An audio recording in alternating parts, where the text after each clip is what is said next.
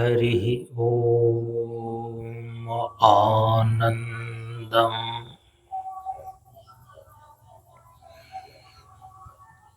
प्रशान्त जीवन दर्शनम् नमो नारायण नारायणम्।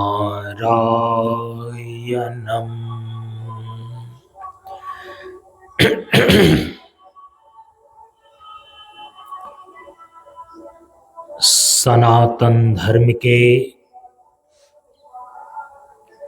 वैदिक परंपरा के अंतर्गत गुरु और शिष्य के बीच एवं वक्ता और श्रोता के बीच ज्ञान का आदान प्रदान होने के लिए प्रयुक्त सर्वप्रथम वैदिक शांति मंत्र का उच्चारण कर लें। ओम सहनाववतु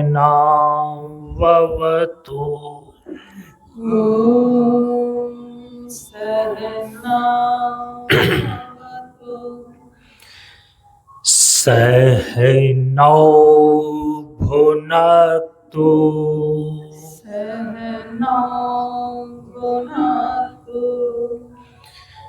सह वीर्यं करवावहै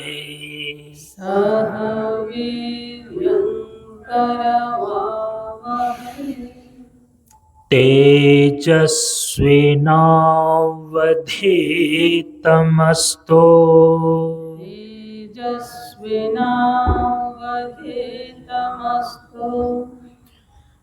मा विद्विषावहै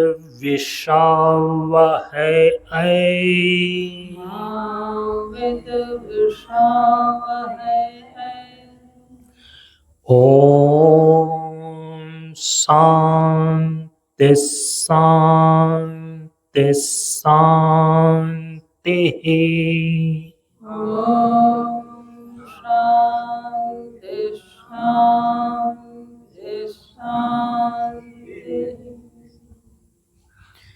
असतो मा सद्गमय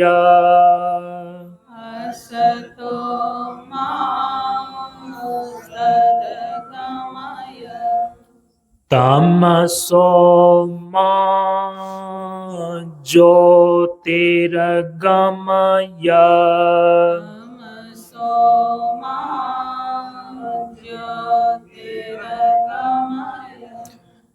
मृत्योर्मा अमृतं गमय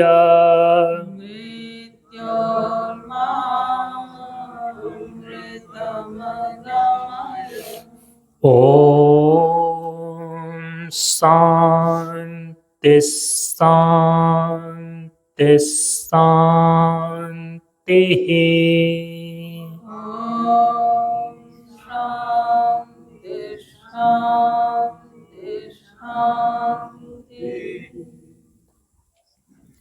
सभी लोग थोड़ी देर के लिए मौन एवं शांत रहें।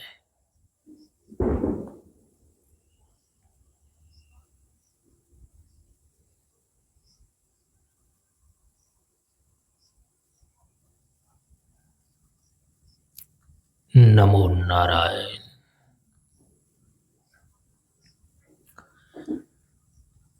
ब्रह्मानंदं परम सुखदं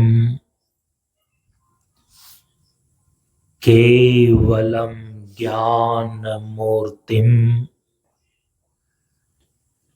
द्वन्द्वातीतं गगन सदृशम तत्त्वमस्यादिलक्ष्यम् एकं नित्यं विमलमचलम् सर्वधी साक्षीभूतम्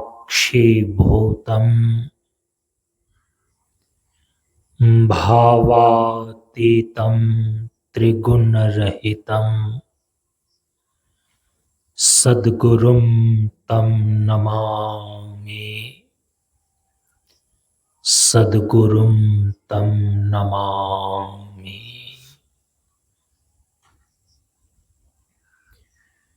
श्री गुरु चरण स्पर्श अनुभूति। ज्ञान मार्ग सत्संग के सानिध्य में उपस्थित श्रद्धालु सत्संग प्रेमियों, ज्ञान बढ़े गुणवान के संगत,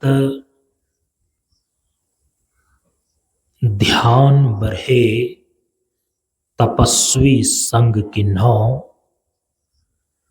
बुद्धि विवेक विचार बढ़े संत सन्यासी सुसज्जन तिन्हो। इसलिए ज्ञानी बेधय ज्ञान से,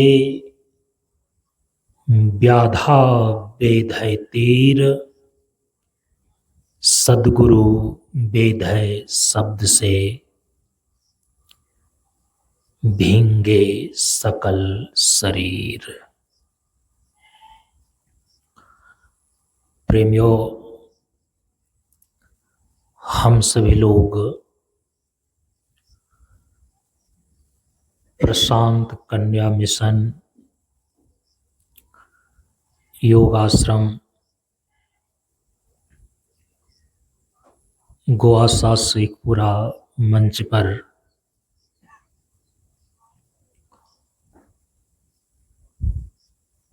कालयुक्त व सिद्धार्थ संवत्सर सन 2025 ईस्वी के 22 अक्टूबर से लेकर 28 अक्टूबर तक आयोजित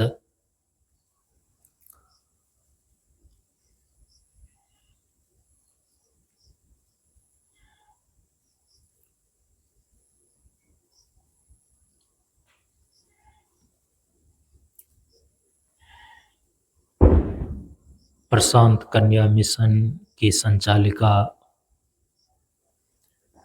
ब्रह्मचारिणी अपर्णा अर्पण दीदी जी के मार्गदर्शन में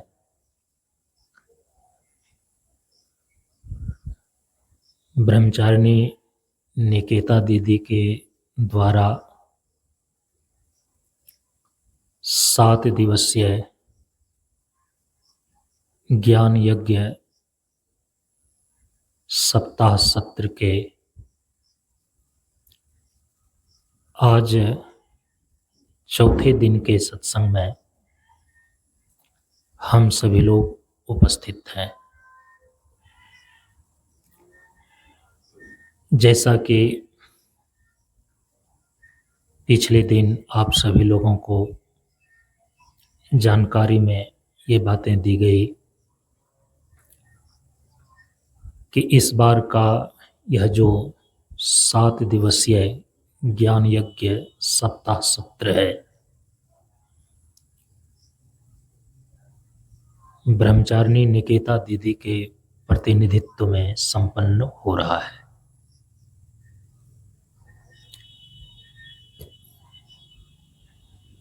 इनके द्वारा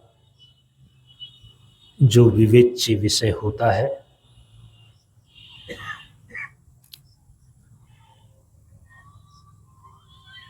दीदी जी उसी पर अपना मीमांसा प्रस्तुत करते हैं और उसी का समीक्षात्मक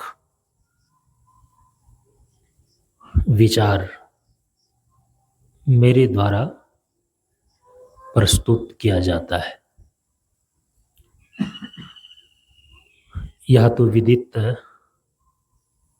हो ही चुका है। पिछले 3 दिनों से आप सभी लोग सुन रहे हैं कि इस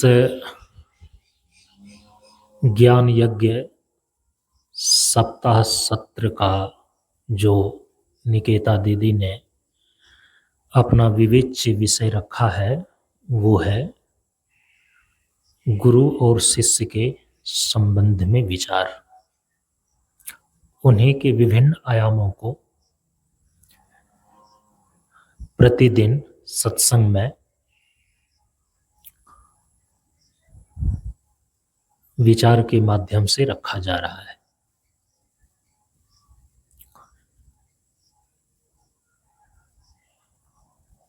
गुरु की कृपा को प्राप्त करने के लिए शिष्य के अंदर पात्रता होनी चाहिए।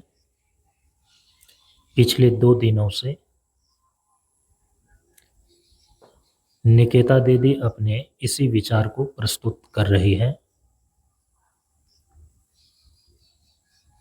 और अपर्णा दीदी जी के द्वारा आपने इसके संबंध में कई दृष्टांतों के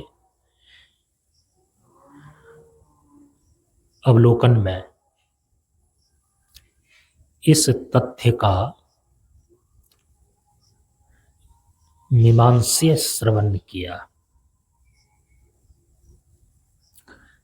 आज का विशेष दिन जो हम सभी लोगों के समक्ष उपस्थित है, पहले हम सभी लोग उसका स्मरण कर लें। लोक आस्था का महापर्व के रूप में जो खास करके भारत के उत्तरी पूर्वी क्षेत्र में छठ पूजा का महापर्व मनाया जाता है, इस छठ पूजा के महापर्व का आज पहला दिन नहाई खाई के रूप में है। छठ पूजा के आज इस प्रथम दिन माताएं बड़ी पवित्रता के साथ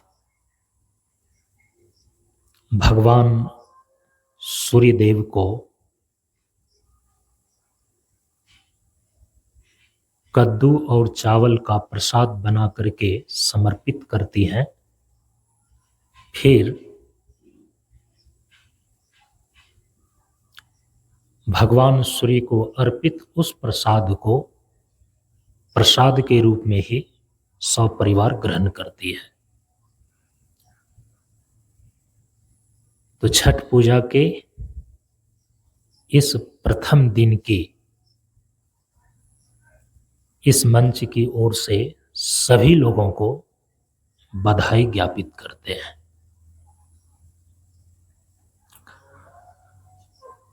सभी लोग जानते हैं कि 4 दिनों का छठ पूजा का यह महापर्व बड़ी ही पवित्रता और आस्था नियम के साथ पूरा किया जाता है। अभी अभी हम सभी लोग दीपावली ज्योति उत्सव पर्व को मना करके आ रहे हैं और मुख्य रूप से दीपावली का जो ज्योति उत्सव पर्व है 5 दिनों का होता है। धन त्रयोदशी के दिन से आरंभ होती है ज्योति पर्व दीपावली का और कार्तिक शुक्ल पक्ष द्वितीया की तिथि को पूर्ण मानी जाती है। बहुत लोगों की जानकारी में ये बातें हैं, बहुत लोगों के जानकारी में ये बातें नहीं है, उन्हें जानना चाहिए। धन त्रयोदशी जो कार्तिक कृष्ण पक्ष की त्रयोदशी तिथि है, जिसको सामान्य रूप से धनतेरस कहा जाता है,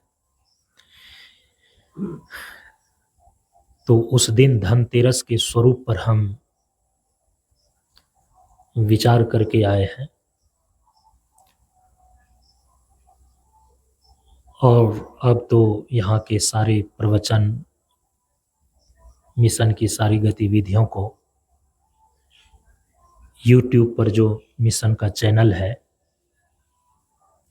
सारी चीज़ें वहाँ पर अपलोड कर दी जाती हैं।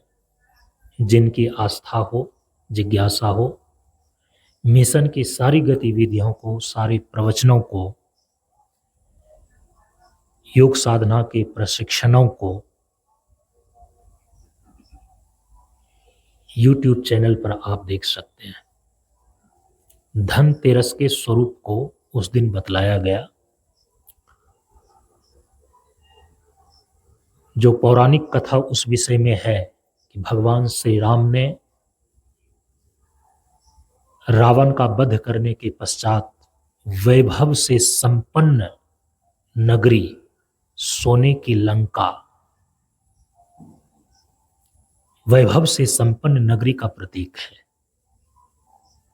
उसका राजा विभीषण को बनाया। तो जिस दिन बनाया, जिस तिथि को विभीषण को लंका का राजा के रूप में अभिषिक्त किया गया, वो धन त्रयोदशी की ही तिथि थी। इसीलिए कार्तिक कृष्ण पक्ष त्रयोदशी की तिथि को धन अर्थात वैभव की त्रयोदशी बोलते हैं।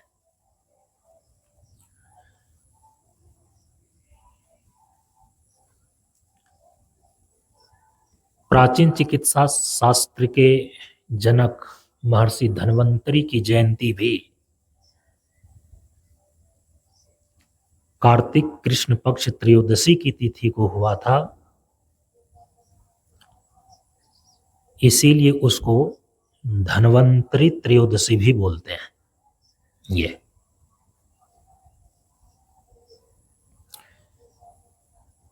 तो धनतेरस से दीपावली का पर्व आरंभ होता है। उसके बाद जो तिथि है वो है चतुर्दशी की तिथि।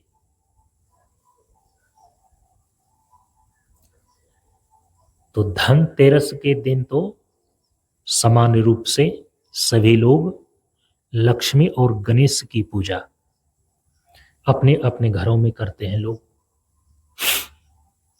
और जो साधक लोग होते हैं, धनतेरस के दिन से ही, धन त्रयोदशी के दिन से ही अपने भीतर की दैवी संपदा को विकसित करने के लिए वह ज्योति साधना का अभ्यास करते हैं।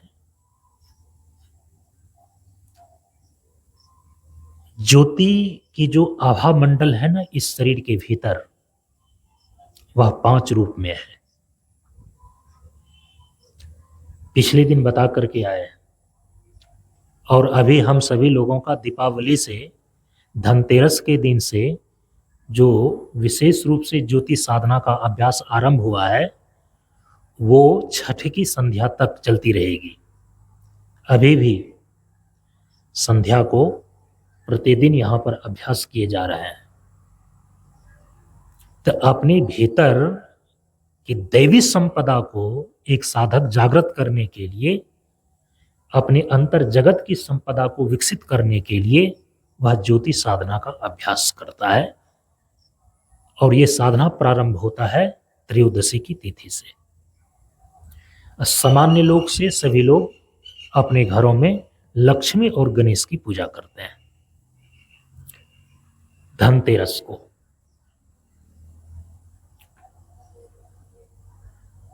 दीपावली का जो दूसरा दिन है, दीपावली पर्व का जो दूसरा दिन है, चतुर्दशी की तिथि, तो उसको नरक चतुर्दशी भी कहा जाता है। और सभी लोग अपने घरों के बाहर जम दिया जलाते हैं। जो यम भगवान है, मृत्यु के देवता यमराज,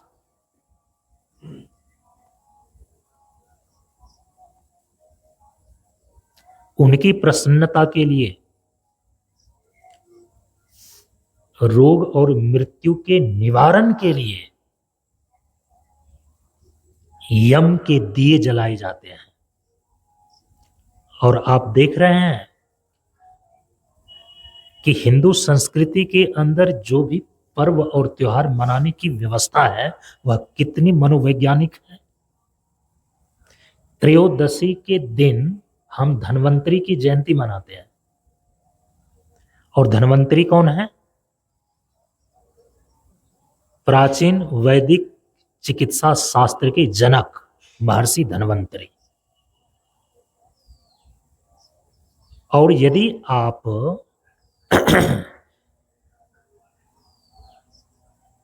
चिकित्सा के माध्यम से आरोग्यता को धारण करते हैं तो निश्चित रूप से शरीर से रोग का निवारण होता है। अब मृत्यु का सबसे पहला चिन्ह क्या है? रोग। मृत्यु का सबसे पहला कारण कौन बनता है? रोग। इसीलिए दूसरे दिन चतुर्दशी के तिथि को क्या किया गया? यम के दिए जलाए गए। और यम है कौन? मृत्यु के देवता। व्यवहारिक धरातल पर मृत्यु का चिन्ह किसको माना जाता है? रोग को। तो पहले धन त्रयोदशी की तिथि को चिकित्सा शास्त्र के जनक धन्वंतरी की जयंती मना करके उनसे शिक्षा लेकर के हमने चिकित्सा शास्त्र को धारण किया। और चिकित्सा शास्त्र को धारण करने का अभिप्राय है अपने भीतर जीवन की आरोग्यता को बनाए रखने के सारे नियमों को धारण करना। यदि आप अपने जीवन में आरोग्यता को बनाए रखने के जितने भी नियम चिकित्सा शास्त्र में महर्षि धन्वंतरी ने निश्चित किए हैं, यदि उसका पालन करते हैं आप, तो आपके शरीर में जो भी मृत्यु के प्रथम चिन्ह रोग है उस रोग का निवारण हो जाता है, आपके शरीर से निष्कासन हो जाता है। और आध्यात्मिक स्तर से इस शरीर को ही घर कहा गया है। अपने घट दियना बारू रे। संत कबीर साहब कहते हैं कि जैसे कि तुम देखते हो कि समष्टि जगत में पांचों तत्व बाहर हैं। पृथ्वी जिस पर आप बैठे हुए हैं, जल जिसको आप पानी के रूप में पीते हैं, अग्नि जिसका प्रतिनिधित्व सूरज चांद तारे करते हैं, उसकी रोशनी से आप प्रकाशित होते हैं। वायु तत्व जिंदगी क्या है? श्वास का घर है। श्वास क्या है? चलती हवा भर है। वायु ही प्राण है जिसको लेकर के आप जिंदा रहते हैं। और आकाश तत्व जो ये सर्वव्यापक है, ये अवकाश प्रदान करने वाला आकाश जिसकी छत्र छाया में आसमान ही छाजन है। ये पांचों तत्व जिस रूप में आपके जीवन में बाहर काम कर रहे हैं, तो इसी पांचों तत्वों से बना हुआ जो आपका शरीर है ये भीतर भी काम कर रहा है। पृथ्वी से बना हुआ ये शरीर का ढांचा न हो, जिसको आप अन्नमय कोश बोलते हैं। परम पूज्य गुरुदेव ने पृथ्वी तत्व पर जब प्रवचन किया तो मैंने उस समय एक कोटेशन बनाया था। पृथ्वी तत्व का बना ये पुतला हार मांस अरुचाम है, जब तक है ये जीवन कहलाता, सुमरन करता हरि नाम है। आपके जीवन का जो सबसे स्थूलतम ढांचा आपका यह अन्नमय कोश है, ये पृथ्वी तत्व का बना हुआ है। इसमें हार, मांस और चाम ये काम ना करे तो आपका जीवन का अस्तित्व बरकरार रह सकता है क्या? आपके जीवन का भौतिक अस्तित्व सिद्ध हो सकता है क्या? नहीं। पृथ्वी आपके भीतर, आपके शरीर के अंदर काम कर रही है तो आपके जीवन का भौतिक अस्तित्व है। जो जल तत्व बाहर है, जिसको आप पीते हैं जल ही जीवन के रूप में, और उसी जल से बना हुआ आपके शरीर के भीतर 5 प्रकृत रूप काम कर रहा है। वीर्य, खून, कफ, पसीना और पेशाब। जल तत्व का ये 5 प्रकृत रूप आपके शरीर के भीतर वीर्य, खून, कफ, पसीना और पेशाब के रूप में काम ना करे, क्या आप अपने जीवन के भौतिक अस्तित्व की कल्पना कर सकते हैं? अग्नि तत्व जैसे बाहर काम कर रहा है सूरज, चांद, तारे की रोशनी और प्रकाश के रूप में, वही आपके शरीर के भीतर भी काम कर रही है। और आपके शरीर के भीतर अग्नि तत्व जब काम करती है ना, वो 5 भागों में बंट करके काम करती है। कामाग्नि, क्रोधाग्नि, जठराग्नि, ज्वराग्नि और चिंताग्नि। जिस कामाग्नि के कारण से आप सृष्टि करते हैं, संतान की उत्पत्ति करते हैं, और एक साधक अपने भीतर कुंडलिनी का जागरण करने का उद्दीपन करता है। जिस क्रोधाग्नि के कारण से आप अपने जीवन में आगे बढ़ने की प्रेरणा और प्रगति करते हैं, क्रोधाग्नि के कारण से होता है। जठराग्नि के कारण से आपके शरीर के भीतर खाए गए अन्न और पिए गए पानी का पाचन होता है। ज्वराग्नि के कारण से आपके शरीर के भीतर का तापमान बना रहता है, टेम्परेचर बना रहता है। और चिंताग्नि के कारण से ही आपका मन सोचता है, बुद्धि विचार करता है, आप किसी चीज के विषय में आप निर्णय लेते हैं, विश्लेषण करते हैं। अब आप कल्पना कीजिए, यदि यह अग्नि इस शरीर के भीतर काम न करे, कामाग्नि न हो, क्रोधाग्नि न हो, जठराग्नि न हो, ज्वराग्नि न हो, चिंताग्नि न हो, तो क्या आप अपने जीवन के भौतिक अस्तित्व का कल्पना कर सकते हैं क्या?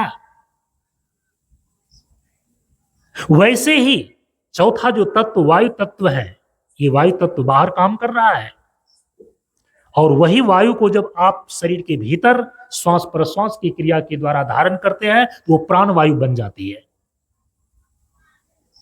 और प्राण वायु की 5 वृत्तियां आपके भीतर काम करती है, जिसको प्राण, समान, अपान, उदान और व्यान कहा जाता है। प्राण के कारण से ये श्वास प्रश्वास की क्रिया चलती है। अपान के कारण से मल और मूत्र का विसर्जन होता है। यदि अपान वायु इस शरीर के भीतर काम न करे तो कोई भी व्यक्ति मलमूत्र का त्याग नहीं कर सकेगा। समझ रहे हैं इस चीज को? जो समान वायु है ना, वही समान वायु आपके शरीर के भीतर जठराग्नि को प्रदीप्त करता है और भोजन का पाचन होता है। समान का अर्थ यह होता है समीकरण करना।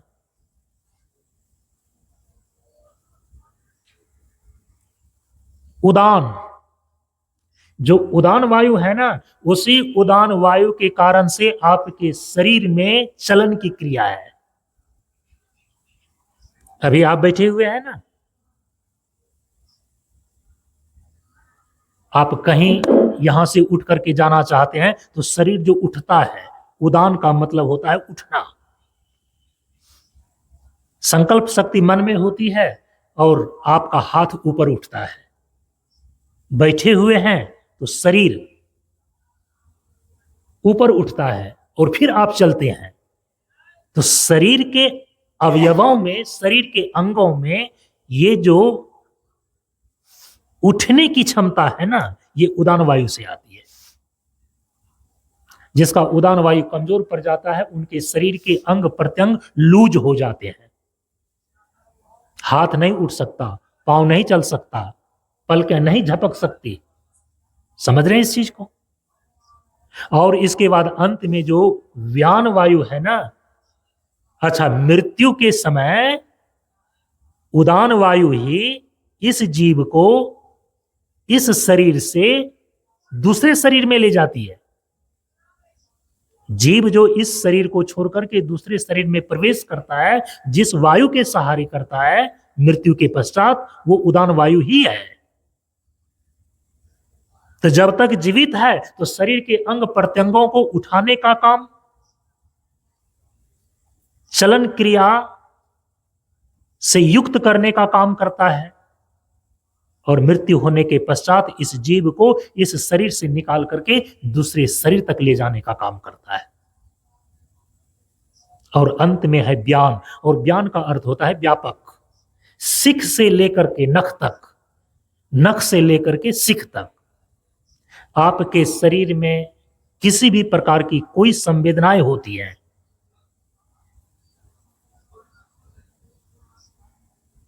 एक चींटी काटती है तो उसकी भी संवेदना आपको महसूस होती है।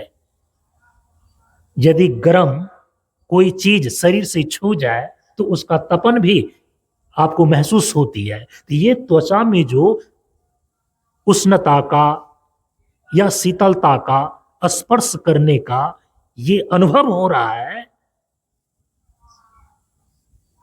त्वचा में जो ये क्षमता बनी हुई है ना, संपूर्ण व्यान वायु व्याप्त होने के कारण कर्मेंद्रियों और ज्ञानेंद्रियों में संतुलन बनाने का काम करता है व्यान वायु। आपके पूरे शरीर में रक्त संचार करने का काम करता है व्यान वायु। अब आप कल्पना कीजिए, यदि आपके शरीर के भीतर पांचों प्रकार के ये वायु काम ना करे तो क्या आपके जीवन का भौतिक अस्तित्व रह सकता है क्या? तो जैसे पांचों तत्व बाहर काम करता है, परमात्मा ने इसकी बाहर सृष्टि करी, पृथ्वी जल अग्नि वायु और आकाश को बनाया, उसी पांचों तत्वों से बना हुआ आपका शरीर, तो वो पांचों तत्व आपके शरीर के भीतर भी काम करता है।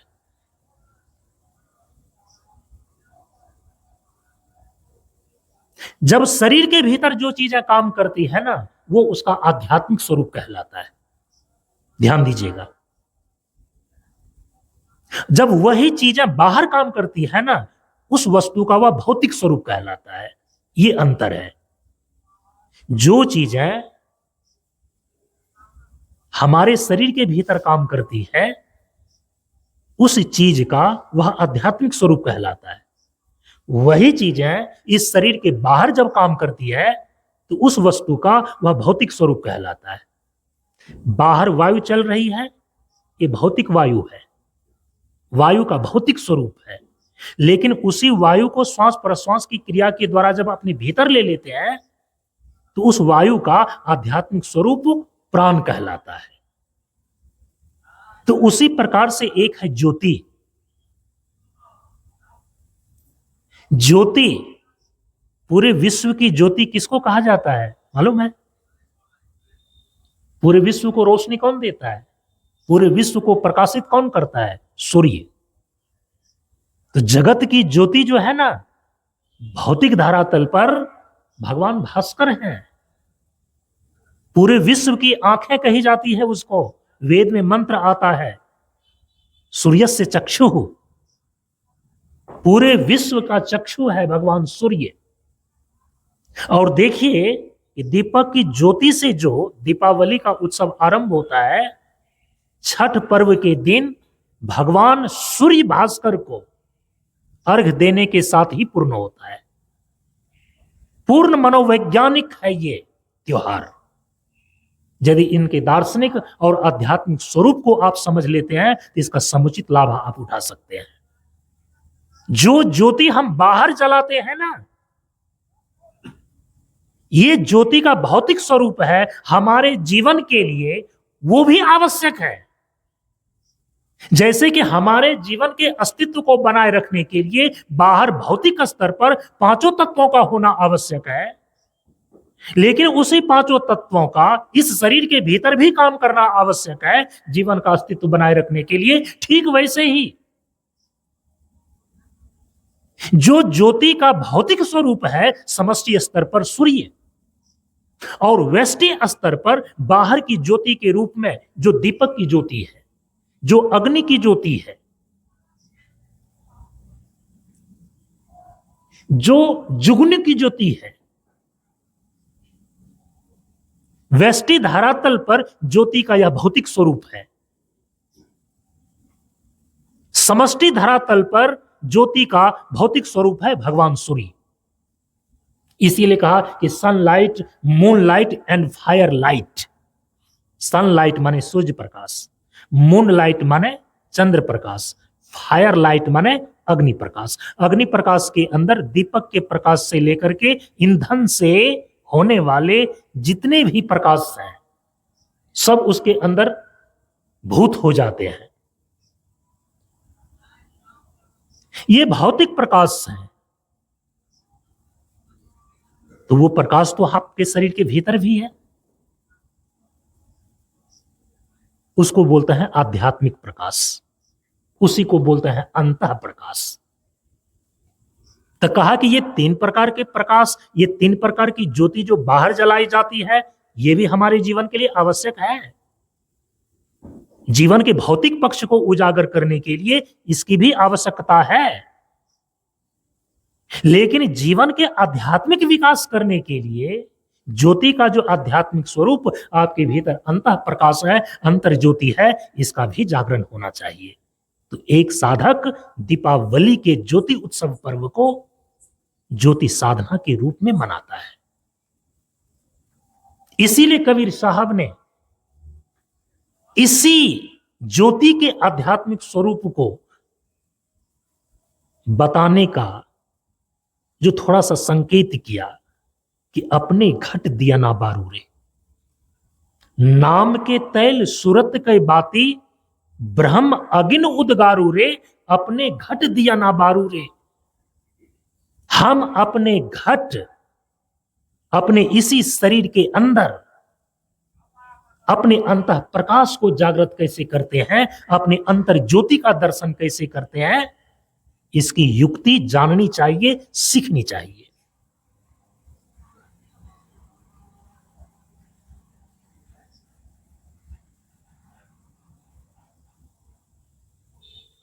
दीपावली पर्व में दूसरे दिन चतुर्दशी की तिथि को जो यम का दिया हम बाहर जलाते हैं,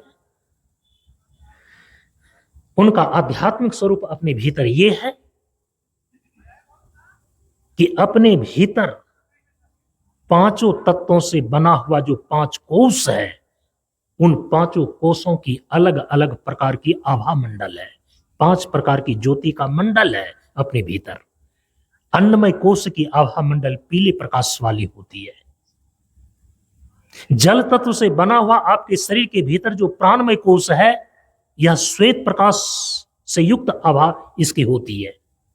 प्राणमय कोष की आभा मंडल श्वेत प्रकाश वाली है। अग्नि तत्व से बना हुआ आपके शरीर के भीतर जो मनोमय कोष है, मनोमय कोष की आभा मंडल लाल प्रकाश वाली होती है। वायु तत्व से बना हुआ आपके शरीर के भीतर जो विज्ञानमय कोष है, विज्ञानमय कोष की आभा मंडल हरे रंग की प्रकाश वाली होती है। और सबसे भीतर आकाश तत्व से बना हुआ जो आनंदमय कोष है या हिरण्मय कोष है, इस हिरण्मय कोष की आभा मंडल नीले प्रकाश वाली होती है। यह जो पांच प्रकार की ज्योति, पांच प्रकार की आभा मंडल पांचों कोषों के द्वारा प्रकट होती है, इसको जागृत करना, इसका ध्यान करना, दीपावली के पर्व में जो 5 दिनों तक दीपावली का पर्व चलता है, एक साधक आध्यात्मिक स्तर से इन 5 दिनों में, दीपावली के 5 दिनों में पांचों कोषों से संबंधित पांचों प्रकार के आभा मंडल जो ज्योति की होती है, उसी का अनुभव, अनुभूति करने की साधना करता है। हम लोग अभी कर रहे हैं।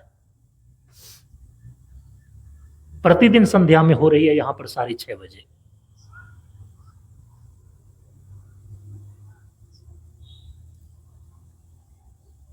दीपावली के पर्व का 5 दिनों में जो दूसरा दिन चतुर्दशी की तिथि है, शास्त्रों में उसको नरक चतुर्दशी भी कहा गया है। और कहा जाता है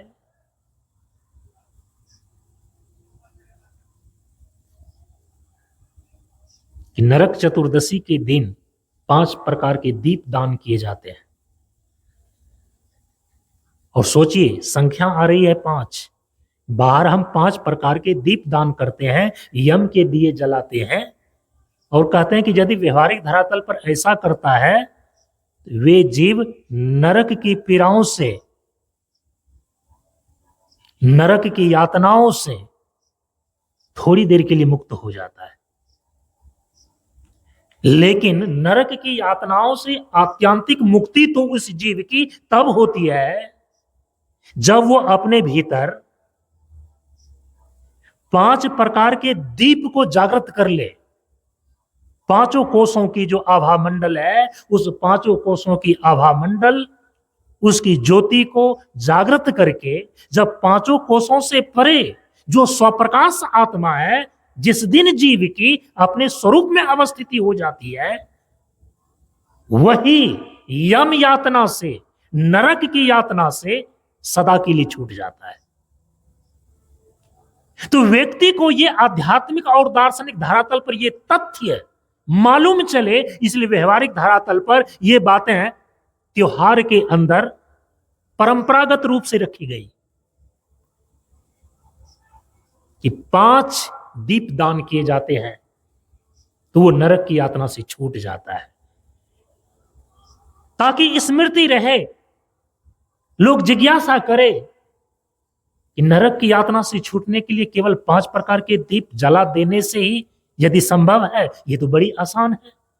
जब इसकी कोई खोज करे तो वो इस तथ्य तक पहुंच जाए कि किस प्रकार से नरक की यातनाओं से सदा के लिए मुक्ति मिलती है, कि अपने भीतर के उन 5 प्रकार की ज्योतियों को जलाना।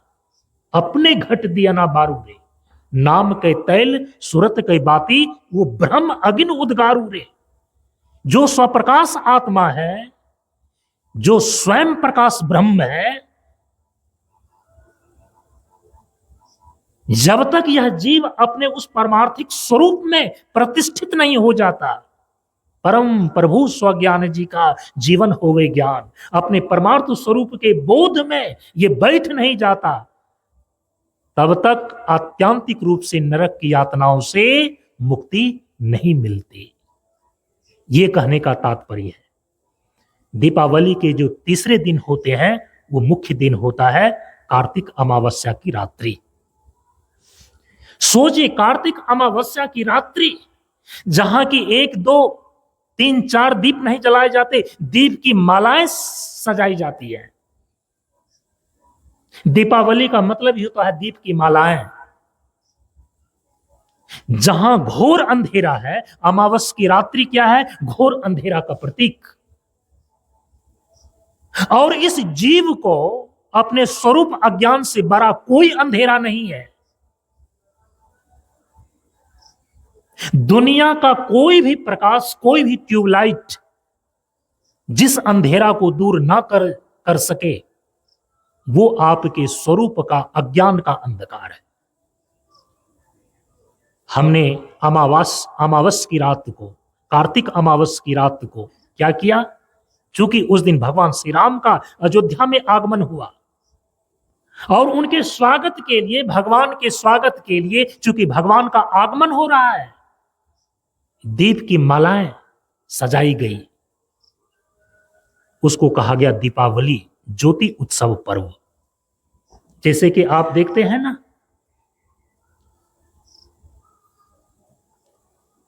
सुबह सुबह सूर्य का दर्शन तब होता है जब सूर्य का उदय होता है। लेकिन सूर्योदय होने में 2 चीजें घटित होती है। सूर्योदय होने में सबसे पहले सूर्य की लालिमा दिखाई देती है और इसके बाद सूर्य का दर्शन होता है। उसी प्रकार से पहले दीप की मालाएं जलाई गई और फिर भगवान का आगमन हुआ। योग की क्रियाओं में निष्णांत एक बहुत बड़े महापुरुषों ने निर्देश किया कि ईश्वर दर्शन की चाह रखने वाले साधक को सर्वप्रथम अपने भीतर यत्न पूर्वक अंतः प्रकाश की खोज करनी चाहिए। जो ईश्वर दर्शन करना चाहता है, ईश्वर का दर्शन के पूर्व ईश्वर की ज्योति दिखाई देती है उस साधक को। जैसे सूर्य का दर्शन के पूर्व सूरज की लालिमा दिखाई देती है, ठीक उसी प्रकार से ईश्वर दर्शन के पूर्व ईश्वर की ज्योति उस साधक को दिखाई देती है, और ईश्वर की ज्योति का दिखाई देना ही अपने भीतर का अंतः प्रकाश कहलाता है। अंतः प्रकाश, दिव्य प्रकाश माने क्या? यह सूचना देता है कि आपके भीतर अब ईश्वर का दर्शन होने वाला है। यदि अंतः प्रकाश की स्थिति आ गई है किसी साधक में, अंतर ज्योति का दर्शन उनको हो रहा है, तो समझ लेना चाहिए कि अब ईश्वर का आगमन होने वाला है। यदि सूर्य की लालिमा आपको दिखाई दे रही है तो निश्चय ही सूर्य का दर्शन होने वाला है। वैसे ही दीप की मालाएं सजाई गई, क्योंकि भगवान का आगमन होने वाला है अयोध्या में। और अयोध्या नगरी कहते किसको है? अयोध्या नगरी का आध्यात्मिक स्वरूप है क्या? अयह जोर ध्या बराबर होता है अयोध्या। अयह मना यह, ध्या ध्या माने ध्यान।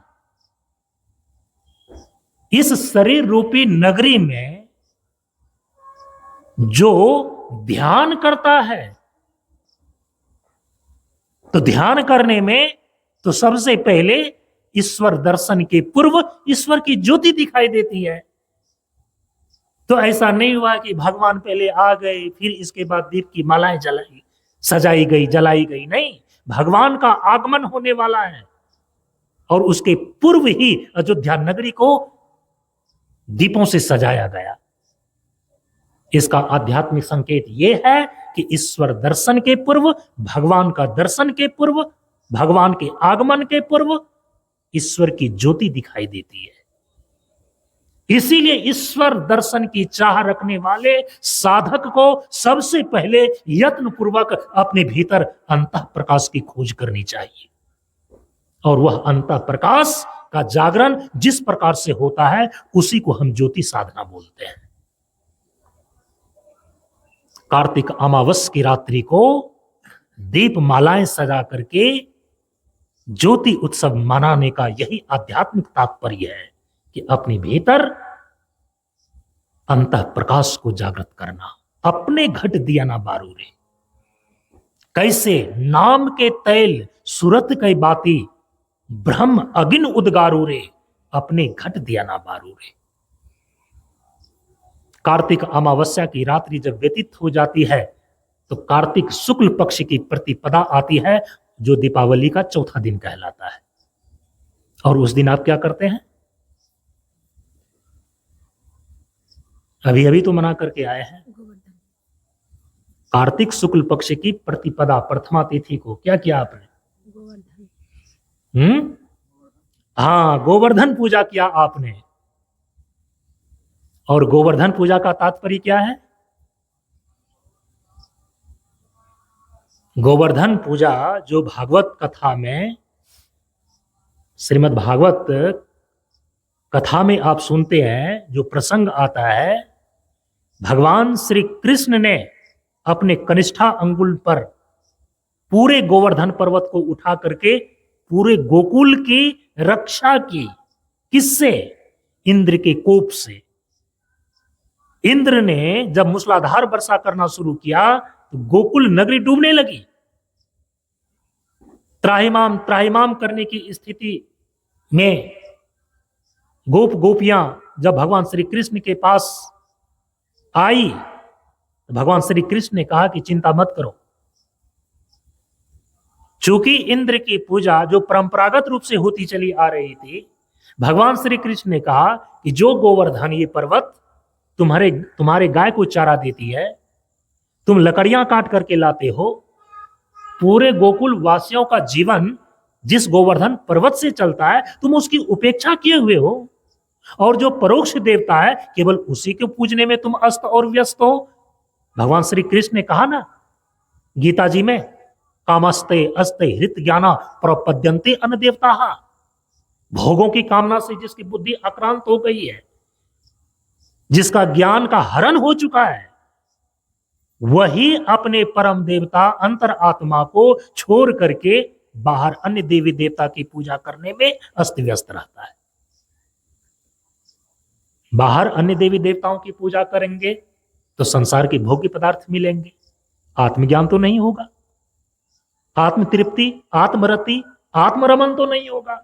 वही भगवान श्री कृष्ण कह रहे हैं, तुम्हारे निकट जो है उसकी उपेक्षा कर रहे हो और जो दूर है उसी में अस्त व्यस्त हो।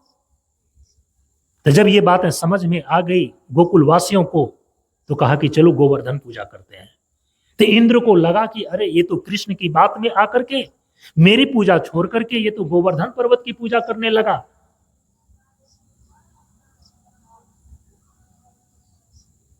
तो इंद्र तो देवताओं के राजा हैं, जल के अधिपति वरुण देव हैं। उनको आदेश दिया कि इतना मूसलाधार वर्षा करो, इतना मूसलाधार वर्षा करो कि पूरा का पूरा गोकुल नगरी ही डूब जाए। और वही हुआ, जब गोकुल नगरी डूबने लगी तब भगवान श्री कृष्ण ने इतना बड़ा छाता का निर्माण किया, छतरी का, कि जितना बड़ा गोकुल ग्राम बसा हुआ था उससे बड़ा छाता का निर्माण कर दिया। एकदम गांव के क्षेत्र से बाहर पानी जाकर के गिरे, गांव के अंदर एक बूंद भी पानी ना गिरे। तो उतना बड़ा छाता भाई कहां से लाया जाए? तो जो गोवर्धन पर्वत था ना, उसी पर्वत को उठा करके छतरी का रूप दे दिया। ये कोई इंसान कर सकता है क्या? तो बहुत सारे लोग कहते हैं कि अरे ये मिथक है, ऐसे ही कहने भर के लिए है, ऐसी कोई बातें हुई नहीं थी। भगवान की लीलाएं मिथक नहीं हुआ करती।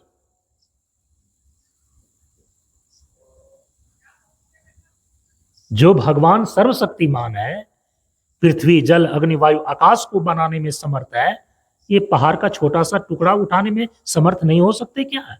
हाँ, लेकिन जब आप कृष्ण को केवल एक व्यक्ति मात्र मानते हैं तो फिर आपके लिए समस्या बनेगी। परात्पर परमात्मा ही भक्तों का कल्याण करने के लिए वे अवतार ग्रहण करते हैं। यदि ये बातें आपकी बुद्धि में समाई हुई है, यदि ये बातें आपकी बुद्धि में अट जाती हैं, तो भगवान की लीलाएं भी समझ में आ जाएगी।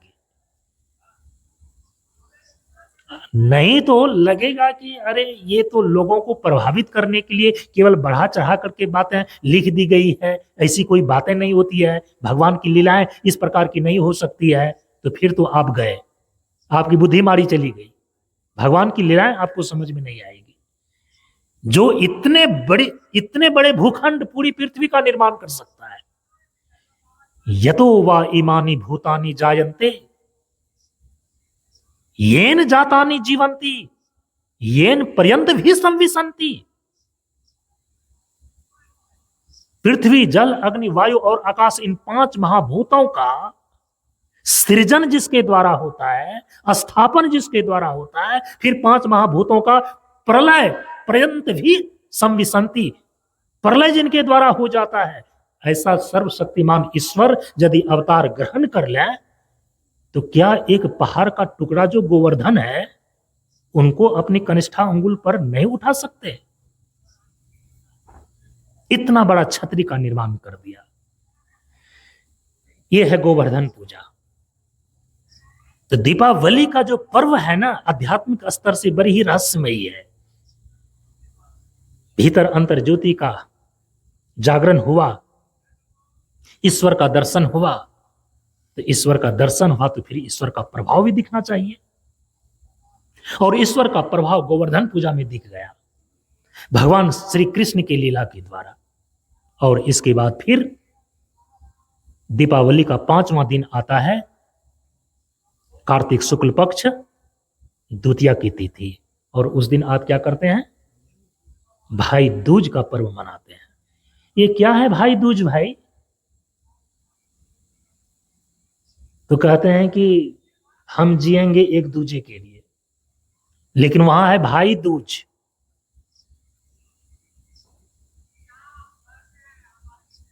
ये यात्रा जो साधक की चलती है ना, कहां से चलती है, कहां पर पूर्ण होती है, अब पूर्ण होने के बाद फिर उसका व्यवहार कैसा होने लगता है।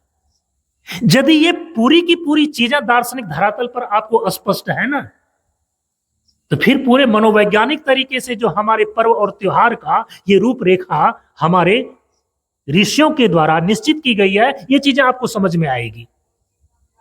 साधक कहां से चलता है? पहले वो बैठा हुआ कहां पर है? द्वैत में, अनेकता में, विविधता में बैठा हुआ है। इसलिए वो 5 प्रकार की ज्योतियों का अनुभव करके जो एक अद्वितीय ब्रह्म की ज्योति है, ब्रह्म अगिन उद्गारूरे, उस अद्वैत ज्योति में अपने आप को स्थित करता है, अद्वैत ज्ञान में अपने आप को स्थित करता है। और अमावस की रात में जब ईश्वर का दर्शन हो गया, ईश्वर का आगमन हो गया, तो वह स्वयं प्रकाश, स्व प्रकाश जो आत्मा है उसमें अवस्थिति होने पर अद्वैत ज्ञान सिद्ध हो गया। पांचों नहरा गया, पांचों ज्योति एक में समा करके एक हो गई, एक ज्योति बन गई, और उसी का नाम है ब्रह्म अगिन उद्गारूरे। वो ब्रह्म ज्योति बन गई। न तत्र सूर्यो भाति न चंद्र तारकम नेमा विद्यतो भांति कुतो यम अग्नि तमैव भांतम अनुभाति सर्वम तस्य भाषा सर्वमिदं विभाति। ये है ब्रह्म ज्योति, ये है स्वप्रकाश। तो साधक जो है विभिन्न प्रकार से अपनी चित्तवृत्तियों को मोड़ करके पंचकोशी साधना के द्वारा पंच ज्योतियों का अनुभव करते हुए पहुंचा कहां पर? स्वप्रकाश आत्मा तक, अद्वैत ज्ञान तक पहुंचा, अद्वैत ज्ञान में प्रतिष्ठित हुआ। अद्वैत ज्ञान ही ब्रह्म ज्योति है। ज्योति ज्ञान का प्रतीक है। ज्योति माने ज्ञान। अखंड ज्योति का मतलब होता है अद्वैत ज्ञान। अद्वैत ज्ञान में जब वह प्रतिष्ठित हो गया और जो ज्ञान स्वरूप परमात्मा है, अखंड ज्योति स्वरूप परमात्मा है, उसमें जब अवस्थिति हो गई साधक की, वह तो स्वयं प्रकाश हो गया, स्वप्रकाश स्वरूप ही हो गया। तो अद्वैत में स्थित हो जाने के बाद ज्ञानोत्तर जो व्यवहार होता है ज्ञानियों का ज्ञानोत्तर बुद्धोत्तर जो व्यवहार होता है, वह किस प्रकार से होता है? तो पहले तो इसीलिए उस भगवान के प्रभाव को गोवर्धन पूजा के द्वारा दिखा दिया गया। द्वितीया के दिन जो उसमें दूज शब्द है ना, वह द्वैत का प्रतीक है। तो क्या अद्वैत में स्थित होकर के फिर वो साधक द्वैत में चला जाता है? कहा कि द्वैत में जाता नहीं है। व्यवहार जब भी होगा वहां पर द्वैत खड़ा करके ही होगा। ज्ञानी होने का मतलब ये नहीं होता है कि सामने व्यवहार में यदि उनकी मां आती है तो वो मां कह करके नहीं पुकारेगा। अद्वैत में स्थित हो जाने का, अखंड विज्ञान में स्थित हो जाने का मतलब ये नहीं होता है कि यदि उनका पिता सामने आ गया तो वो पिता कह करके नहीं पुकारेगा। अद्वैत में स्थिति के बाद जो उनका व्यवहारिक स्वरूप होता है, वहां उनका वह द्वैत अज्ञान मूलक नहीं होता है। याद रखना, वह द्वैत अज्ञान मूलक नहीं है, बल्कि ज्ञानोत्तर द्वैत है। और ज्ञानोत्तर जो द्वैत होता है ना, वो बाधित द्वैत है। जैसे कि एक जली हुई रस्सी है। जली हुई रस्सी के आकार में तो दिखती है, लेकिन उस जली हुई रस्सी से आप किसी चीज को बांध नहीं सकते। उसी प्रकार से जो ज्ञानी महापुरुष होते हैं, जो अद्वैत विज्ञान में स्थित महापुरुष होते हैं, जब उनका व्यवहार होता है तो वह अज्ञान मूलक नहीं होता है।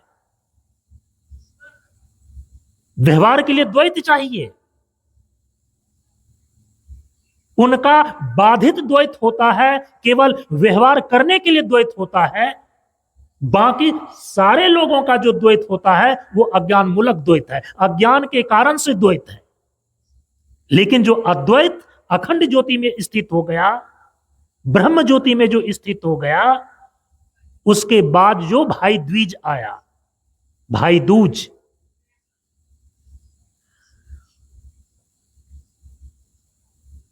वहां भी द्वैत है, लेकिन केवल व्यवहार के लिए द्वैत है, बाधित द्वैत है। दार्शनिक धरातल पर यह समझाना चाह रहे हैं।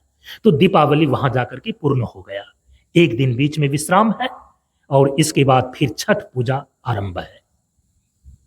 और आज छठ पूजा का प्रारंभिक दिन, और ये 4 दिनों तक चलेगा। प्रत्येक दिन का अपना महत्व है। वैदिक रूप से आज से समझिए कि जो दीपक की ज्योति से ज्योति साधना आरंभ हुई थी, वह ज्योति बढ़ती हुई जो ज्योति का मूल स्वरूप है, वहां तक पहुंचने की यात्रा है ये। तो भौतिक धरातल पर तो एक दीपक की ज्योति है व्यष्टि रूप में। भौतिक धरातल पर समष्टि ज्योति किसको बोलते हैं? सूर्य को। ये ज्योति जो दीपक के रूप में आप जलाते हैं, ये ज्योति अंश रूप में है, और इनका अंशी कौन है? इनका पूर्ण भाग कौन है? सूर्य है। प्रत्येक ज्योति की रश्मियां अंतोगत्वा अपने पूर्ण स्वरूप सूर्य की ज्योति में जाकर के समा जाती है। ये वहां तक की यात्रा है।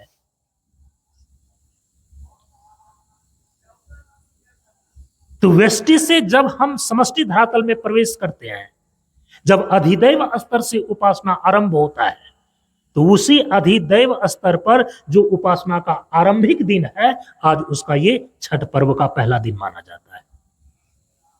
इसके संबंध में हो सकता है कि मैं फिर अगले दिन कुछ बात करूं, क्योंकि आज समय ज्यादा हो रहा है। ये प्रसंग तो चला हुआ है गुरु तत्व के संबंध में, और कल ही मैंने बता करके आया है। एक बात को ध्यान में यहां पर रखें, परम पूज्य गुरुदेव ने हम सभी लोगों को प्रवक्ता का जब प्रशिक्षण दे रहे थे, तो हम सभी लोगों को वक्तृत्व का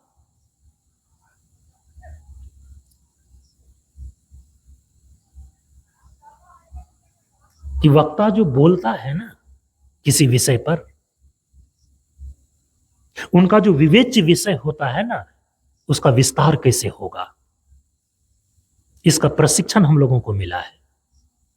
और उसका जो कोर प्रिंसिपल है, उसको ध्यान में रखने की आवश्यकता है। परम पूज्य गुरुदेव ने कहा कि किसी भी विषय का चिंतन करने के लिए उसमें 3 अंकुश लगाओ। 3 प्रश्नों का अंकुश लगा करके जब आप किसी भी तत्व का, किसी भी विषय का चिंतन करते हैं, तो उस विषय के सभी आयाम उसमें आकर के खुल जाते हैं। 3 प्रश्न के अंकुश में सबसे पहला प्रश्न है क्या। क्या प्रश्न का अंकुश लगा करके किसी भी विषय का चिंतन करें।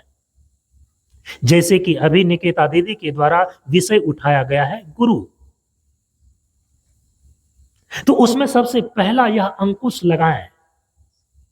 क्या प्रश्न का पहला अंकुश लगा करके उस पर चिंतन करें कि गुरु क्या है।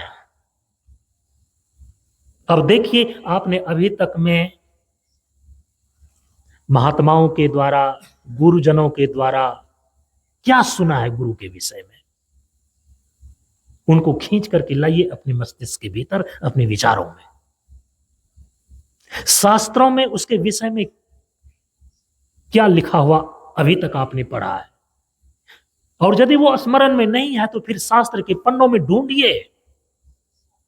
ये ज्ञान फोकट में नहीं आता प्रेमियों, मेहनत करनी पड़ती है। इसको बोलते हैं ज्ञान में तप।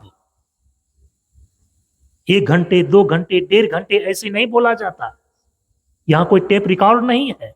चेतना में जिन जिन विषयों का जितना गहरा छाप पड़ा है, वही वही विषय उतने उतने प्रसंग में उभर करके आते हैं, वो छाप बनाने पड़ते हैं चिंतन के द्वारा, मनन के द्वारा, श्रवण के द्वारा। ज्ञान में तप करना पड़ता है। गुरु क्या है, गुरु का स्वरूप क्या है, पहला अंकुश ही है क्या। क्या कहा है शास्त्रों में। आज तो नेट का जमाना है, आप सर्च करते हैं, कीजिए सर्च और शास्त्रों में उसका प्रमाण ढूंढिए।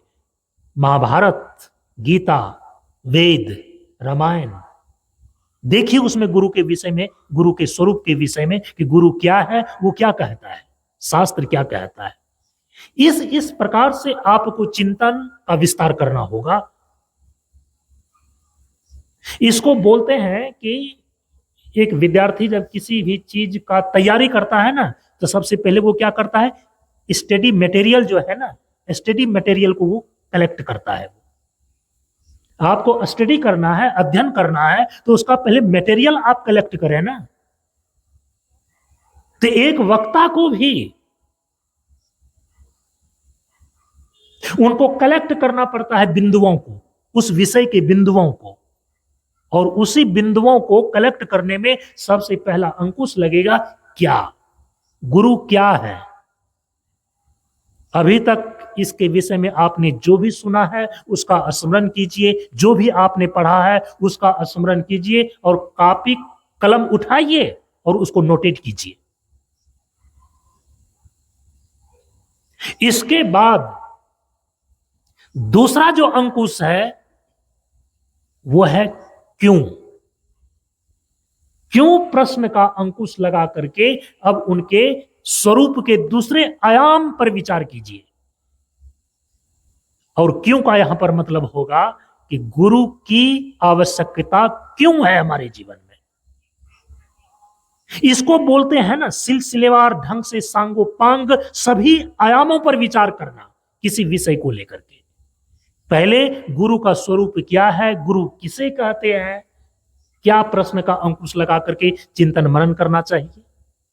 इसके बाद क्यों प्रश्न का अंकुश लगा करके कि जीवन में गुरु की आवश्यकता क्यों है, हमें गुरु क्यों चाहिए, क्या जीवन में गुरु होना आवश्यक है।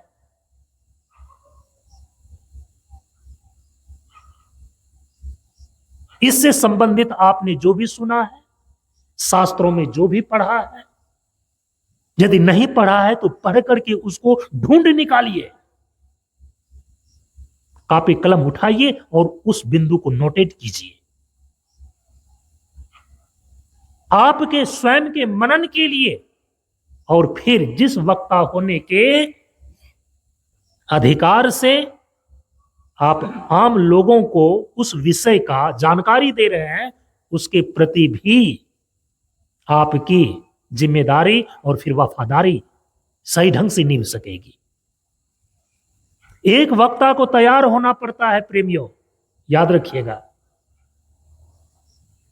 एक जिम्मेदार जो वक्ता है ना, वो पहले अपने आप को तैयार करता है, विषय तैयार करता है और उसके लिए समय देने पड़ते हैं और उन सारे आयामों को शास्त्रों से ढूंढ करके निकालने पड़ते हैं। अपने चिंतन मनन के भीतर अपने अंतःकरण में उसका छाप जो है उगाना पड़ता है, क्योंकि यहां तो रीडिंग देना नहीं है ना। यदि आपके मन में, मनो मस्तिष्क में ही वे सारे विषय के छाप नहीं पड़े हुए होंगे तो फिर उभरेंगे नहीं बोलने में, वो आएंगे नहीं बोलने में। परम पूज्य गुरुदेव ने कहा कि अब तीसरा अंकुश लगाओ। यदि क्यों प्रश्न का अंकुश लगा करके वो आयाम यदि चिंतन मनन के अंदर पूरा हो गया हो, अब तीसरा अंकुश लगाओ। और तीसरा अंकुश है कैसे प्रश्न का अंकुश लगाना। कैसे, और कैसे का यहां पर तात्पर्य क्या होगा। यदि जीवन में गुरु की हमें आवश्यकता क्यों है ये समझ में आ गया है तो हम तीसरे प्रश्न पर अवश्य ही पहुंच जाएंगे, कैसे। गुरु की शरणागति को हम कैसे धारण कर सकते हैं, गुरु का वरण हम कैसे करें, गुरु की सेवा कैसे करें, गुरु का वरण कैसे करें, गुरु की सेवा कैसे करें, गुरु की शरणागति को धारण कैसे करें। यदि ये तीनों प्रश्न का अंकुश लगा करके किसी भी विषय में आप चिंतन करते हैं, किसी भी विषय का चिंतन मनन करते हैं, धीरे धीरे उनके सारे आयाम आपके मनोमस्तिष्क में, आपकी दृष्टि पथ में धीरे धीरे स्पष्ट होने लगेंगे। पहले तो बिल्कुल थोड़ा थोड़ा विचार आएगा, क्योंकि अभी तक आपके मन अलग अलग स्थूल और संसारी विषयों का चिंतन करता रहा है। अनावश्यक चीजों को ही वो सोचते विचारते रहा है। लेकिन जब किसी सूक्ष्म विषय को चिंतन का विषय बनाते हैं आप, तो मन की तो उसमें गति पहले नहीं होती ना। लेकिन इसी तीनों प्रश्नों का अंकुश लगा करके धीरे धीरे जब मन को उनके इसी त्रिविध आयामों में प्रवेश कराने की बारंबार चेष्टा करेंगे, तो आप देखेंगे कि धीरे धीरे उस विषय की इतनी गहराई में ये मन प्रवेश कर जाता है कि आम व्यक्ति चकित और अचंभित हो जाता है कि इनके चिंतन में ये चीजें आती कहां से है। एक दिन में ही ये चीजें नहीं आ जाती है, पहले तो मन में आपको द्वार बनाने पड़ेंगे चिंतन के। और यही तीनों अंकुश लगा करके, तीन प्रश्नों का अंकुश लगा करके जब आप चिंतन प्रारंभ करेंगे, तो धीरे धीरे चिंतन का विस्तार होगा। फिर आप कहीं भी किसी भी चीज को पढ़ेंगे ना, वो पढ़ करके यूं ही छूट नहीं जाता। मतलब कि हम सभी लोग, मतलब मैं अपनी बात कर रहा हूं, यदि मैं अखबार भी उठाता हूं ना, अखबार में वे अखबार ऐसे ही मेरे नजर से नहीं जा सकते। उस अखबार में हमारी नजर ढूंढती है कि हमारे भीतर जो चिंतन का विषय है, हमारे भीतर जो चिंतन के बिंदु बने हुए हैं, उससे संबंधित कोई पंक्तियां, कोई लाइन तो इसमें नहीं है। और यदि है, वे चीजें वहां से उठा ली जाती है, क्योंकि परम पूज्य गुरुदेव ने प्रशिक्षण के दरमियान में ही हम सभी लोगों को निर्देश दिया था कि बच्चा भविष्य में इस चीज को याद रखना, यदि ज्ञान की बातें विष्टा पर भी पड़ी हुई हो तो वहां से उसे उठा लेना। हम ये नहीं देखेंगे कि वो चीजें अखबार के पन्नों में है, वे चीजें अदनासा एक सड़क पर चलता हुआ आदमी के पास है। हम ज्ञान के प्रेमी हैं, हम ज्ञान के भूखे हैं। दार्शनिकों की दृष्टि अलग प्रकार की होती है।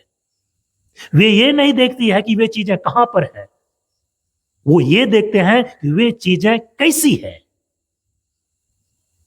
अखबार के पन्नों में भी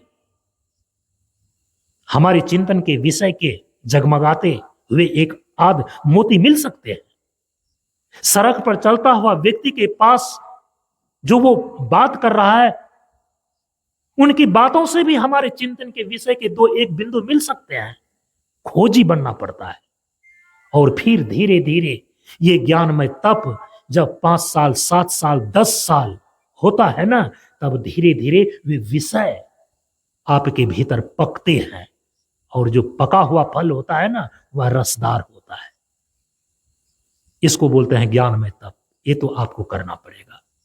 और ये तप थोड़ा सा कठिन है। तप कितने प्रकार के होते हैं? भगवान श्री कृष्ण ने क्या कहा है? 3 प्रकार के तप होते हैं। एक तो शारीरिक तप होता है, जाड़ा को सहना, गर्मी को सहना, बरसात को सहना, उपवास के द्वारा भूख प्यास को सहना। ये सब कौन सा तप है? शारीरिक तप है। और ये तप करने से भी तपो भी छीन पापा नाम, पाप के कण जलते हैं। जो शारीरिक पाप होते हैं ना, शारीरिक तप करने से शारीरिक पाप के कण जल करके भस्म हो जाते हैं। दूसरा तप है वाचिक तप। वाचिक तप जो है वचन से संबंधित है। सत्य बोलना है, मीठा बोलना है, झूठ नहीं बोलना है, कठोर नहीं बोलना है। जब इन सारे चीजों का ध्यान रखते हुए आप अपनी वाणी का प्रयोग करते हैं, तब इसको बोलते हैं वाचिक तप। और गौरतलब है, एक बात को यहां नोट कर लेना आप लोग, मौन रहना वाचिक तप के अंतर्गत नहीं रखा गया। सोचिए, यदि कोई आदमी सोचता है कि हम वाणी का प्रयोग नहीं करते हैं, हम मौन रहते हैं, ये वाचिक तप हो गया, तो भगवान श्री कृष्ण ने गीता में मौन को वाचिक तप के अंदर नहीं रखा। ये मौन किस तप के अंदर आता है? मानस तप के अंदर आता है। लेकिन सामान्य रूप से आदमी यही जानता है कि यदि वाणी का प्रयोग ना करो, मौन रह जाओ, ये वाचिक तप हो गया। नहीं, वाचिक तप का मतलब है कि वचन का प्रयोग करने में जो तप हो, तब वो वाचिक तप कहलाता है। वाणी का प्रयोग ही नहीं हो रहा है, आप चुप हैं, वो तो मानस तप हो गया। तो मौन जो है ना, वो वाचिक तप के अंदर नहीं आता है, वो मानसिक तप के अंदर आता है। भगवान श्री कृष्ण ने जो गीता में कहा है उसके अनुसार से सत्य बोलना है, थोड़ा बोलना है, मीठा बोलना है। और परम पूज्य गुरुदेव ने वाचिक तप के अंदर क्या कहा है? कहा कि तुम्हारे बोलने में जब 8 प्रकार के प्रश्नों का अंकुश हो, 8 प्रकार के प्रश्नों के अंकुश लगा करके जब तुम्हारा बोलना हो, तब हम उसको बोलते हैं वाचिक तप। वे 8 प्रकार के अंकुश कौन कौन से हैं? क्या, क्यों, कैसे, कब, कहां, कितना। 6 हो गया। किनसे और किस दर से। क्या, क्यों, कैसे, कब, कहां, कितना। 6 हो गया। किनसे और किस दर से। ये 6 प्रकार का अंकुश लगा करके इस 6 प्रकार की कसौटी में जब आपका बोलना होता है, तब हम इसको बोलते हैं वाचिक तप। जब बोलते हैं ना, वाणी का प्रयोग करते हैं ना, उसमें सबसे पहला आपको ये अंकुश लगा करके देखना होगा, ये ध्यान में रखना होगा कि क्या बोलें। दूसरा है क्यों बोलें। तीसरा है कैसे बोलें। चौथा है कब बोलें। पांचवा है कि कहां बोलें। और छठा है कि कितना बोलें। जहां अधिक बोलना चाहिए तो वहां गुम्मिल लाद दे रहे हैं, और जहां बिल्कुल नहीं बोलना चाहिए वहां यूं ही वाचाल होते चले जा रहे हैं। ये वाणी का तप नहीं है। मैं कितना बोलें, जितना आवश्यक है उतना बोलें। और आपके बोलने से व्यक्ति को समझ में ही नहीं आ रहा है, तो फिर बोलने से फायदा क्या है? और इतना आप हाँकते चले जा रहे हैं, इतना हाँकते चले जा रहे हैं, वाचाल होते चले जा रहे हैं, लोगों को समझ में ही नहीं आ रहा है कि ये कहना क्या चाह रहा है। तो क्या बोलें, क्यों बोलें, कैसे बोलें, हैं, कब बोलें, कहां बोलें, कितना बोलें। ये 6 अंकुश हो गया। किनसे बोलें। अब अपना पूरा दर्शन का ज्ञान किसको दे रहे हैं? ये खोंचा वाला जो झाल मुढ़ी बेच रहा है, और यहां आकर के कह रहे हैं कि मेरी ज्ञान की बात वो समझता ही नहीं है। अरे योगी से योग की बात पूछें, योगी से योग की, साधक से साधक की, गृहस्थों से गृहस्थ की बात करनी चाहिए। किनसे, और फिर वहां के किस दर से, किस रफ्तार से बोलना है। अब इतना धीमी गति का समाचार न शुरू कर दें, अब इतना तेजी से बोलना शुरू न कर दें कि कोई शब्द ही स्पष्ट नहीं हो रहा है, लोग सुन नहीं पा रहे हैं। तो परम पूज्य गुरुदेव ने कहा कि यदि इन 8 प्रकार की कसौटियों में तुम्हारा बोलना होता है, तब इसको वाचिक तप बोलते हैं। शारीरिक तप से कहीं ज्यादा कठिन और सूक्ष्म है वाचिक तप, याद रखिएगा। लेकिन इन दोनों तपों से जो अपने आप को तपाया है, वो तीसरे प्रकार का तप कर सकता है, और तीसरे प्रकार का तप है मानसिक तप। और उसी मानस तप को हम बोलते हैं ज्ञानमय तप। और वो ज्ञानमय जो तप है ना, स्वाध्याय प्रवचनाभ्याम न प्रमदितव्यम। रात दिन आपको शास्त्र और सद्गुरु इस दोनों की सेवा करनी पड़ता है। भज सेवाया, जो रात दिन शास्त्र का स्वाध्याय करता है, और वो भी शास्त्र का स्वाध्याय स्वतंत्र होकर नहीं बल्कि सद्गुरु की सेवा करते हुए शास्त्र का स्वाध्याय करता है, उसी के अंदर शास्त्र का ज्ञान प्रतिष्ठित होता है। और केवल शास्त्र का ज्ञान प्रतिष्ठित ही नहीं होता है, बल्कि उस शास्त्रीय ज्ञान में जो तत्व है वो भी प्रकाशित होता है। इसको बोलते हैं ज्ञान में तप। उसके लिए तो आपको श्रवण चाहिए, उसके लिए आपको मनन चाहिए, और उसके लिए निधि ध्यासन चाहिए। इसको बोलते हैं ज्ञानमय तप। तो ज्ञानमय तप के ये तीन आधार हैं, श्रवण, मनन और निधि ध्यासन। और ये सबसे ज्यादा कठिन है, क्योंकि ये ज्ञानमय तप वही कर सकेगा, कहा कि जो साधन चतुष्टय से संपन्न होगा, जिनके पास विवेक है, जिनके पास वैराग्य है, जिनके पास सम आदि सत संपत्ति है, और जिनके पास मुमुक्षा है। ये चार प्रकार के साधन से जो अपने आप को संपन्न कर लिया है, योग्य बना लिया है, कहा कि इसके बाद वह ज्ञान में तप करने का अधिकारी है। श्रवण करेगा, ब्रह्मनिष्ठ सद्गुरु के, श्रोत्रिय ब्रह्मनिष्ठ सद्गुरु के मुख से वह ब्रह्मात्म तत्व का श्रवण करेगा, शास्त्र का श्रवण करेगा। फिर तीन प्रकार के अंकुश लगा करके, उसी को दर्शन की भाषा में बोलते हैं युक्ति।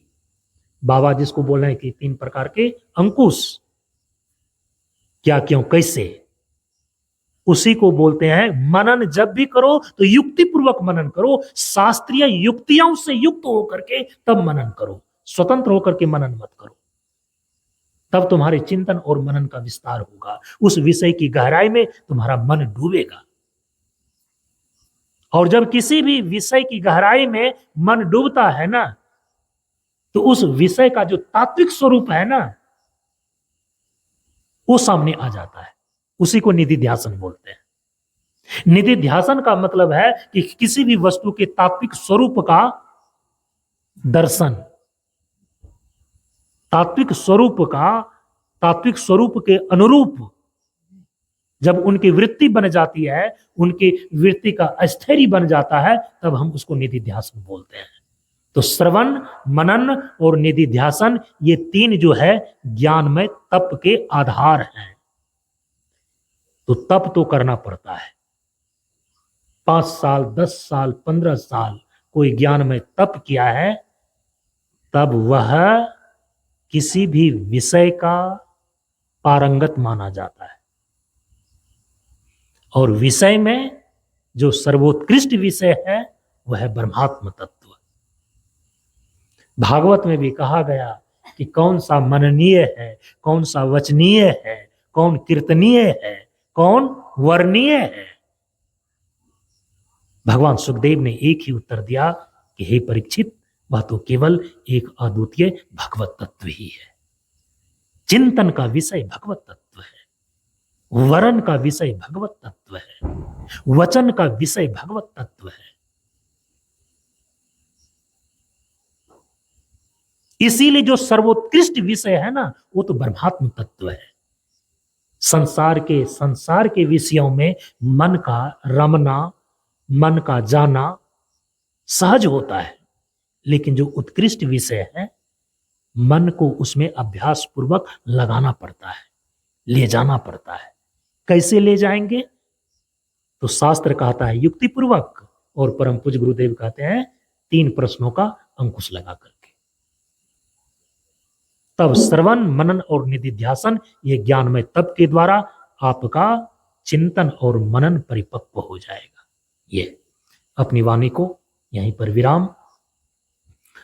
ओम पूर्णमदः पूर्णमिदं पूर्णात् पूर्णमुदच्यते पूर्णस्य पूर्णमादाय पूर्णमेवावशिष्यते। ओम शांति शांति शांति। हरि ओम श्री गुरुभ्यो नमः। हरि